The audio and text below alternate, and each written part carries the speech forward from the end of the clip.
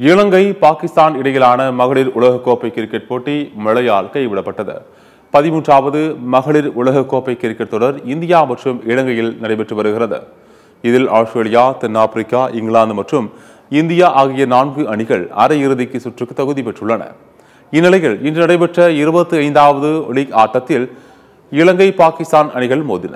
இதில் டாஸ் வென்ற இலங்கை அணியின் கேப்டன் சமிதா அதபது பந்து வீச்சை தேர்வு செய்தார். அதன்படி பாகிஸ்தான் அணி முதலில் பேட்டிங் செய்ய இருந்தது. ஆனால் திடீரென மழை குறுக்கிட்டது. இதனால் போட்டி துவங்குவதில் தாமதம் ஏற்பட்டது. மழை நின்றதால் 34 ஓவர்களாக குறைக்கப்பட்டு ஆட்டம் தொடர்ந்தது. 4.2 ஓவர்கள் விளையாடிய நிலையில் பாகிஸ்தான் மகளிர் அணி விக்கெட் இழப்பின்றி 18 ரன்கள் எடுத்திருந்தது. அப்போது மீண்டும் மழை குறுக்கிட்டதால் ஆட்டம் பாதிக்கப்பட்டது.